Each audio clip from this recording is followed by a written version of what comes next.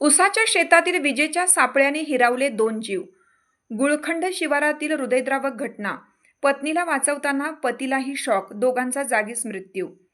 पालम तालुक्यातील गुळखंड शिवारात शेताभोवती सोडलेल्या विद्युत प्रवाहामुळे पती पत्नींचा जागीच मृत्यू झाल्याची अत्यंत दुर्दैवी घटना मंगळवारी 14 जुलै रोजी सकाळी घडली.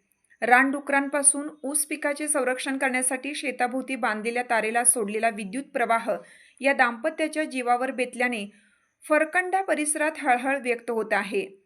पोलिसांनी दिलेल्या माहितीनुसार फरकंडा येथील आशाबी मेहबूब पठाण वय 35 आणि त्यांचे पती मेहबूब मदारसाब पठाण वय 40 हे मंगळवारी सकाळी 9:30च्या सुमारास गुळखंड शिवारातील शेतात गेले होते. शेतातील ऊस पिकाचे रानडुकरांपासून संरक्षण करण्यासाठी शेताभोवती बांधलेल्या तारेला विद्युत प्रवाह सोडण्यात आला होता.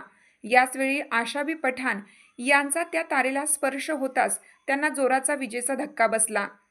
पत्नीला तडफडताना पाहून तिला वाचवण्यासाठी मेहबूब पठाण यांनी धाव घेतली. मात्र त्यांनाही विद्युत प्रवाहाचा जोरदार शॉक बसल्याने दोघांचाही घटनास्थळीच मृत्यू झाला. काही क्षणातच संपूर्ण कुटुंबावर दुःखाचा डोंगर कोसळला.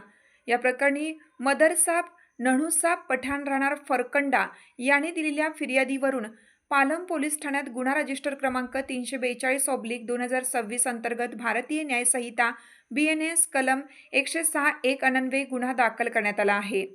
प्राथमिक तपासात शेताभोवतीच्या तारेला विद्युत प्रवाह सोडण्यात आल्याचे निष्पन्न झालं आहे.